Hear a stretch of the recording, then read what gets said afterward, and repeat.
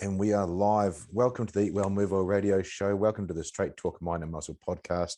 And welcome to my guest, Christopher J. Ortiz. Welcome, man. CJ, or short for the long version of CJ. I'm doing well, Damian. It's such a delight. I've gotten to know you via your posts and things, and of course the podcast. I've listened to probably 2 or 3 episodes that you've done, not just with Mac, but a couple of other people, and just to get their flavor. But I love your spirit. I love, you say that doing things online is impersonal, that because it's just text and that sort of thing. But yeah, I mean, if it's somebody you don't care about, if it's something you're not interested in, but when you are interested, you are engaging, you find yourself looking to unearth more about someone from how they phrase things and what they do. And so I love your spirit. And I mean that in the truest sense of the word. I'm not trying to be, hocus pocus when I say the word spirit. You know what I mean? It's the true essence of an individual. So I've been really, really excited about joining you today. So thank you, man. Oh, thank you. It's very humbling. CJ, when I got your reply back on email, I saw Christopher J. Ortiz was like a great big name. But CJ, you were so open when I reached out to you to have Pat Mack on the show, and just for the listeners, that's how we connected. But you're a great man in your own right, and I thought I've just got to hear your story. I interview a lot of vets, and the Straight Talk Mind and Muscle show. It's straight talk, mind and muscle, and I've got scientists, doctors, coaches, but it's about that. And I really thought that you've got a lot of wisdom to share to people about that mind state. You've got a hell of a journey. And then on top of that, I wanted to figure out, how do you go from where you are, and I've got to figure that out with your story, to hanging out with a former Delta Force guy and doing all these vlogs and things. And I'm really excited to hear the journey. So can you tell me where you started? I understand you were a pastor, you're a speaker. Where did you start, CJ? Well, for me, I grew up actually in an atheist. I was baptized Catholic, as every kid was who was born in New York. Me too. But, everybody takes their path and that sort of thing. So my mother really never took us to church, but I had a normal childhood. But my parents were divorced early, and my mother eventually remarried. And the guy she remarried was Brainiac. He had gone to Princeton and later on to MIT, which is right by Harvard there, one of the premier tech schools in the world, got his PhD. And he kind of fed us an atheism. So it was a very informed atheism. I never had a problem with the idea of God. It was no big deal to me. I mean, again, I was a child in New York growing up, so there were Jewish kids, there were Catholic kids. It was not a strange thing. Kids were in synagogues on Saturday, and my Catholic friends were all in Sunday school, and all that sort of thing. And I'd be waiting with my baseball glove and bat, waiting for them to get out, thinking, why in the world are you in school on a Sunday? But as I got older, again, I got into just the things that a normal kid would get into. And I was a child of I was into high school in the early 80s. I'm 55 now, but I got into the early heavy metal movement back at the time, when the Metallicas and Iron Maidens and Judas Priest were just beginning to make their appearance. And so that led me into a trajectory of rebellion and playing music. And so I was a full-on metalhead, and didn't do anybody any harm. I was just living life. I ended up a disc jockey in a strip club. So now now by then I had relocated to Dallas as a kid, and the guy my mom remarried had relocated us from New York to Texas, which is a whole story in itself I won't bore you with, but it was a massive culture shock. There's a big difference between New York, ladies and gentlemen, and Texas. They are worlds apart. So I relocated there. That's where I did all my rebellious years, but worked in the strip clubs at that time. Went to LA because me and a friend of mine were going to move to Los Angeles and have our band out there, because that's where bands were getting signed. It was out there that a bunch of guys with hair as long as mine was were preaching on the streets, talking about Jesus and that sort of thing. And so I eventually got converted and left that scene, got married, had kids, the whole 9 yards. Was doing things ministry wise, but needed a way to pay for myself to live. And to do that, I took up my art skills, went to art school, got my degrees in visual communications, which is design and that sort of stuff. And so I worked in design and advertising and marketing, and all the while doing things in ministry, counseling, coaching, ministry school. For someone who it took 2 years of summer school to get out of high school, not because I couldn't do it, but because I didn't want to do it. Never got to graduate with my class because that was the penalty. I got my diploma afterwards, but I couldn't, my parents couldn't experience the pride of watching me, like my brothers, graduate with the cap and the gown and get the diploma. For all of that, now I sit in several thousand volume personal library, and people ask me where I got my graduate degree from, but that came later, and that's the one thing I have to be thankful for my faith background, is because you've come into this new way of life and you're interested, and it sparked the mind. And so books were obvious. I mean, it's a religion of a book, right? So it just sparked. Personal development was a part of it. And I didn't, when I became a believer, it wasn't into the Catholic Church or a Baptist or whatever. It was more of the big mega church kind of, Joel Osteen, Brian Houston sort of thing. You know what I mean? Just lively music and big, productions. But the pastors were basically like motivational speakers themselves. Yeah. Very inspirational, very articulate, they could preach circles around anybody,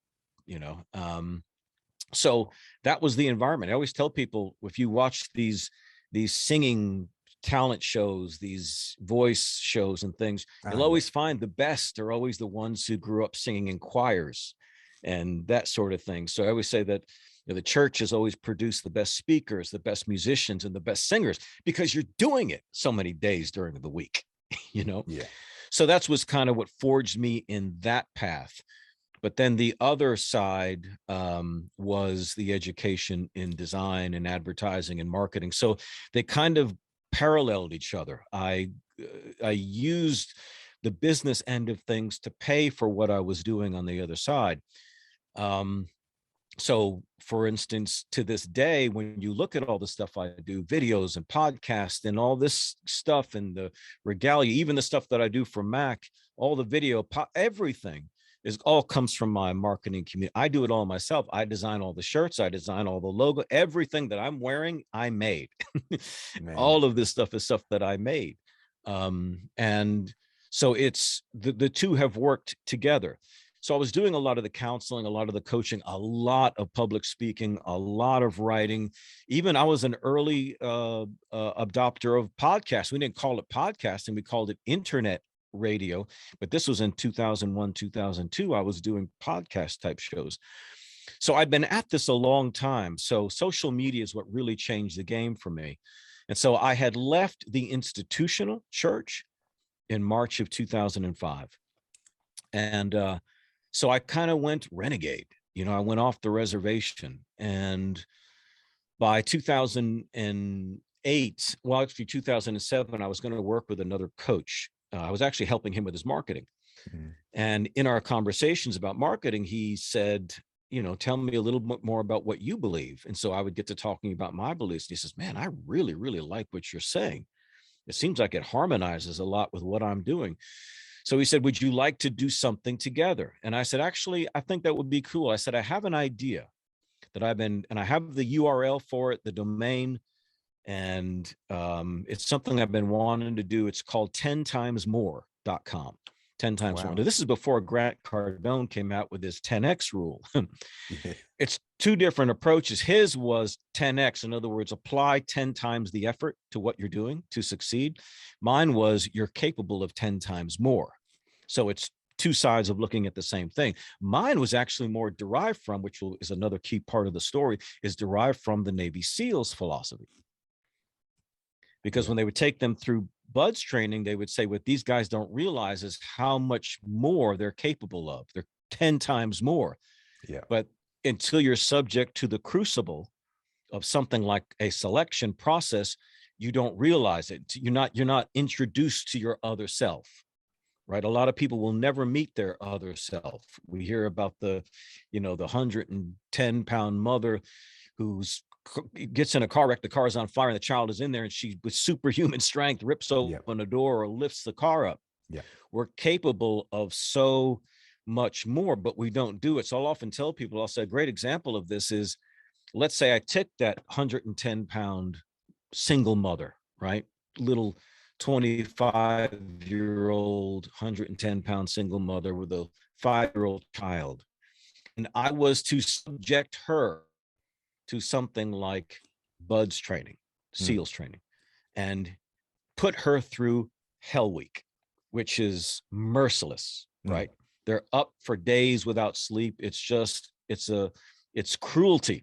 It's absolute cruelty. But let's say I were to put her into buds and into Hell Week and told her, you will either complete this Hell Week or I will kill your 5-year-old child. Yeah, she will do everything in her right until she dies. Until she dies. Right. She will never quit. She will never at one point she will never say, this is too much, kill my child. It's funny you say that, CJ, just to add into that. You might have heard on some of the shows, because I know you said you listen to some, which is amazing and humbling. Whenever I talk to special ops guys, I literally say the mum is much tougher than us. Because we get to have a break. The mum, especially the single mum, but even mum, she doesn't get it right. Baby's gone. She doesn't get it right. The kids starve. She's on all the time. So I have such respect for the mum. Man, I'm with you on that. I can't tell you how much I agree with you. What I do every Mother's Day, I've done this for years now, I'll post a video for mothers in which I say, the most powerful thing my 2 eyes have ever witnessed, more than nuclear power, more than natural anything, the most powerful thing my eyes have ever witnessed is a mother's love for her children. Oh, it's just, I'm thinking about a God quote, but it's not omnipresent. It's unmeasurable. Yeah. And it without it, think of where the world would be. Yeah. If we were all born in test tubes and raised by state workers, right? So you think about that. Without that, the world will devolve into absolute chaos and collapse. It cannot survive without the mother's love for children. It's absolutely powerful. We can't live without it. We must have it. When a child comes home from college, he or she is not coming home to their old bedroom. They're not coming home to it. They're coming home to mother, right? The sights, the sounds, the smells, right? That's why I like in Roman Catholicism, which has a high emphasis of mother church, you come to sights, sounds, and smells. The churches I went to, there was no incense, there were no stained glass windows, there were no anything like that. It was just basically a corporate office building, right? But you go to a Catholic church and it's called Mother Church, and it has that. It's decorative. It's got the incense. It's got I just tell people, I couldn't spell potpourri till I met my wife. You know what I mean? So, but the thing is that, so the mother is completely dedicated to the raising of her children. Yeah. It's the most powerful thing in the world, because without it, the world will collapse. But yet, while being the most powerful thing, while it's doing its job of mothering, of caring for children, it's the most defenseless, right? The most frail and unable to provide for itself. So if you are a man looking for purpose, you just found it. To protect and provide for the most powerful thing in the universe. And allowing, I never saw this going this way, CJ, so I love it. Allowing that woman to be woman, to be feminine, to be all the things that a woman is supposed to be because she doesn't have to do that dual role. And by doing the dual role of being protector and all those other things, the masculine, it drops the femininity bucket down, doesn't it? Right. Oh, it absolutely does. You know, we talk about the joke of the man cold. You know, I saw a meme the other day that says only a woman who has given birth without epidural would understand what it's like to have a man cold. No, You know, no. so but it's funny because we have our strength as males. We obviously have our strengths. You know, I'm talking to somebody who's trained to face bullets, right? To run towards the enemy. Yeah. Which a woman would prefer not to do. But their strength, as you said, about. They don't want to let that get in their head. Exactly. Yeah. So, like you said, though, we get the break, right? We don't have to face the bullets every day. Yeah. They can never take a break. No. And they come into this world knowing this is not intended to be offensive at all. They come into the world knowing they're not at the top of the food chain. Right? Absolutely. I am a white American male. I'm about as top of the food chain as you can get. I have no concept of what bigotry is. I have no concept of what it means to depend on another person for something. You know? Yeah. Yeah. When I sit down, yeah, my legs spread out, my arms spread out like I own the world or something. Right? Because I'm at the top of the food chain. It's just, so I don't know what it's like to go through life always, you know, knowing that there's this, not just another race, another gender that is, you know, stronger and more often at times in political power or financial power or corporate power or institutional power or powers of justice and policing and the rest of it, military, you know. And those very people who also tend to be the most abusive. Well, of that power. Power corrupts, I think is the term. Yeah. It is. And, you know, I'm very hard on men because I believe the solution to society and the world lies with men. Right? The greater the power, the greater the responsibility. Right? So that's what true meekness is, for example. Meekness is not being you know, mousy or weak or effeminate or anything. Meekness is restrained strength. Right? You get on top of a Clydesdale horse, these massive creatures that are twice the size of you, and you sit on it and ride it. It's meek. Its strength is restrained. But if it ever turned on you, you're dead. Yeah. You know, it would stomp you into the ground. But that's meekness. That is restrained strength. And what a powerful thing if men understood that. Understood, first of all, what that woman represents. Also to understand that the family is the primary institution. We don't think that because it's made of flesh and bone. It's biological. So it doesn't have a logo out front like Microsoft. It doesn't have pillars like the Supreme Court out front, right? It doesn't have the what we think makes something an institution. So we grant more power to church, state, corporation, and the like. Well, there is no church, state, corporation, and the like without people. And families make people. And the stronger the family, the stronger the people. And at the head of that family is typically that father, that husband. And yet he abuses it.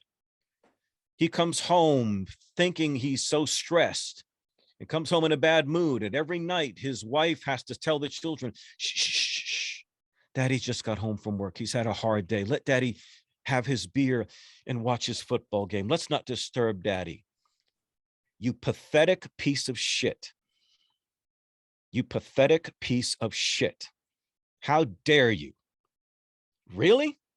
That I know people who work in a cubicle for 8 hours a day and are so stressed they can't deal with their family at home. Yet I know another guy who swings a sledgehammer all day in the hot sun on the highway for 12 hours, he comes home and says, all right, kids, let's go bowling. Which one are you, right? Are you the pathetic one who uses his mood swings to control his family, the one he claims to love, to hide off in his man cave, or go with his mates to the pub, or waste countless hours in front of the television watching football or mindless news, getting himself angry, opening himself up to the door to Satan himself? What the hell are you? That is a person who doesn't understand calling, doesn't understand purpose, doesn't understand dominion, doesn't understand anything about the basic responsibility and duty that he has as a man in this world to provide for and protect them and to train and raise those children up to be like him. I love there's a verse that says, blessed is the man who has sons in his youth. For when they are old, they will contend together with their enemies at the gate. That father and son will fight side by side against their enemies at the gate because he had sons in his youth. I had children in my youth, so now they're all grown. I just married off the first one. He's 34 years old. So but my kids are close to me. We're very tight. We're very close. And I'm building what I call my trailer park aristocracy, right? Living like the 1%, right? So in other words, I'm thinking I remember you said pray for my kids. I was going to say, think multi-generational. When I pray for my sons when they were young, I would say, let them do this with their children and their children's children to 100 generations.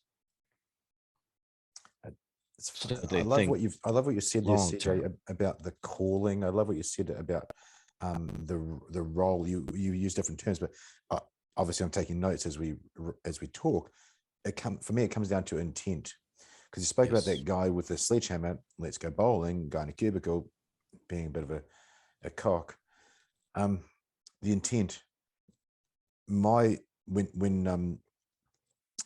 boy's mum, my boy's 6 years old now. When we decided to have him, we went together in the family unit. We decided to have a beautiful boy and raise a child. And my intent 4 days a week off the fire station is to be a dad. And then she gets him for the 4 days while I'm at the fire station. That's cool. But then start off with the correct intent. I think that's what it's comes down to is you were laying out the picture of those two people. One has the intent of raising a family, sledgehammer guy. Yes. One has the intent of live his own life or whatever the hell is going on. Yeah. But the intent there, and then you expanded on that, your intent with your kids, you're wanting them to raise good kids. It comes down to the right intent. I'm quite stunned at where we're going. Yeah, well, it's important because, and this will go eventually into the special forces thing, especially for guys who are now out of it. And finding their, purpose in life. I was taught early on the definition of a calling. Yeah. A calling is simply the most important thing that you can do with your gifts, talents, abilities, interests, knowledge, and experience in which you are the most difficult to replace. That's calling. And which you take the most difficult to replace. Oh, wow. I saw the start of that on your website. Yeah. So, in other words, if you're a bartender, that's not your calling. Yeah. You're replaceable. Harder to replace is a father. Right. So father has more to do with calling. Yeah. You look at somebody like yourself or Pat Mack. So we say, okay, Pat Mack's he's a commando's commando, right? But is he replaceable in the unit? Absolutely. They replace guys like him every day. He says every day is selection. You could, what does he say? He says the unit always reserved the right to kick your ass out of anytime they felt like it was necessary, right? So you were always, under the microscope. So you're replaceable. So then being a commando was not his calling, right? Yeah. So now he's in this position where he's influencing God knows how many people. Young and old, black and white, male and female, in the States, out of the States, professionals, you name it. Now he's influencing people all over the world with his gifts, talents, abilities, knowledge, experience. Is he more replaceable now? I mean, it's a whole lot harder to replace him now than it would have been in the unit itself. He's now more in his calling. Yeah. And so when we think of what we're going to do now, post-military as an example, and you say, okay, well, what is my purpose and calling? We tend to think initially of career, which is it. We'll get to that. But first and foremost is family, because usually I don't meet many, special ops veterans who aren't married or recently divorced or something. That's where we're going, because I meet them all the time.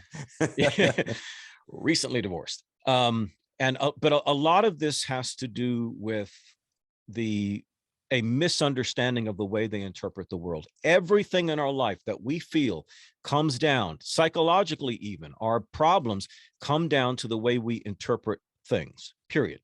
The simple example is to take two people and they're going to go on a roller coaster, right? One is scared to death. One loves roller coasters. Mm-hmm.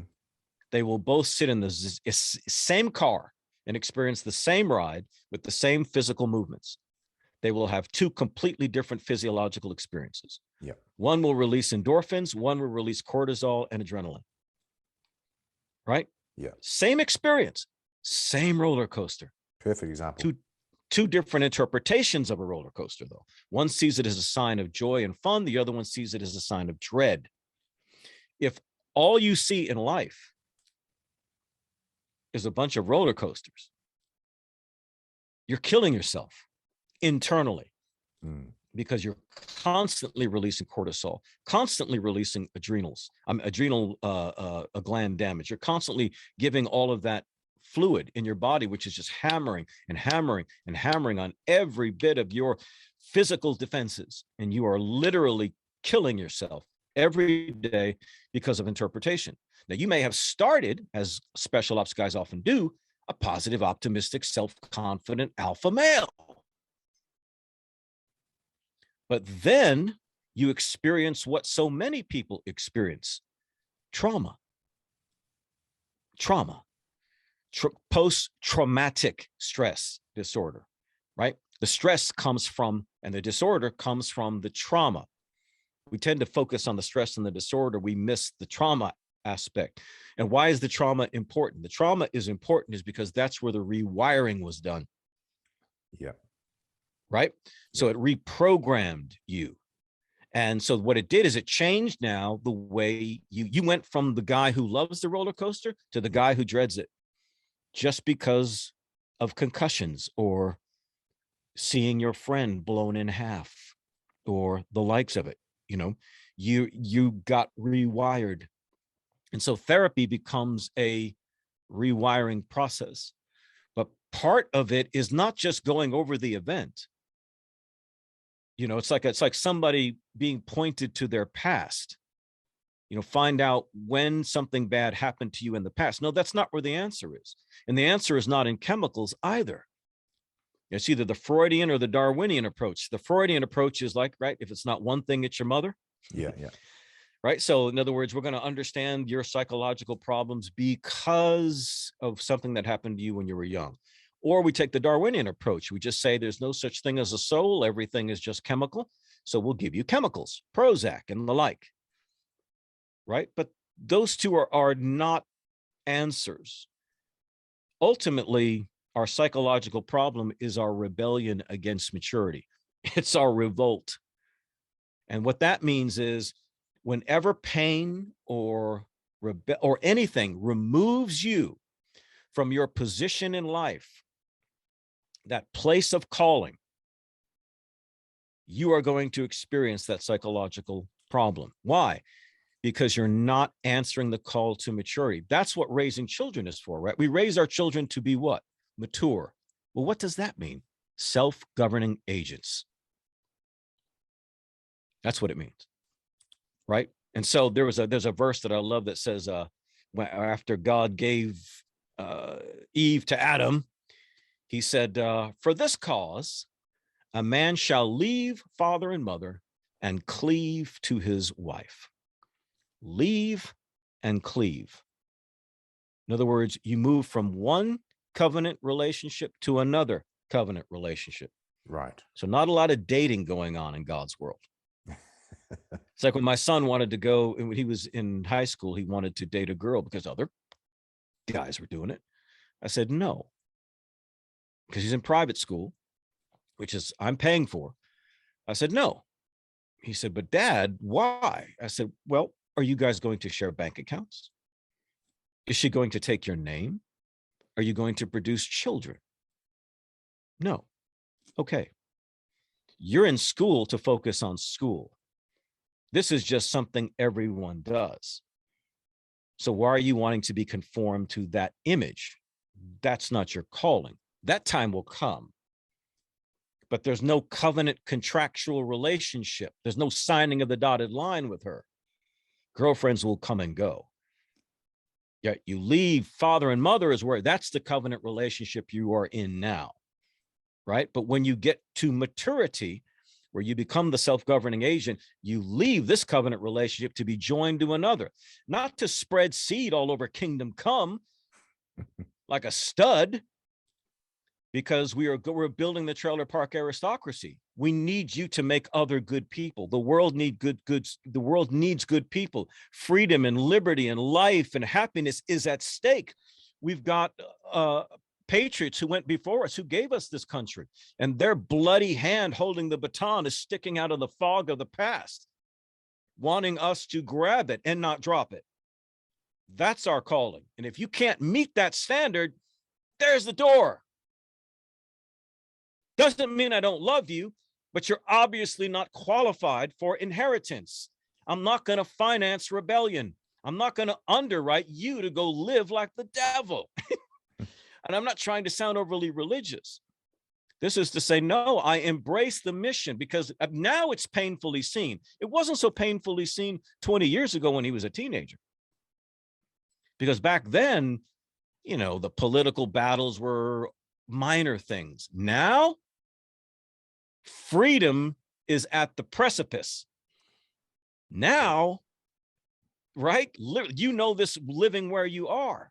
Yeah. Freedom is under threat by people who want to end our way of life, end our traditions, enslave us. Well, now is when we need to contend with our enemies at the gate, son. And this is why I told you, forget the girlfriend. Prepare yourself to be a dominion agent. Prepare yourself to be the warrior, the conqueror, the leader, the servant, the hospitable one, the one the world needs right now. We cannot drop the ball. Not now.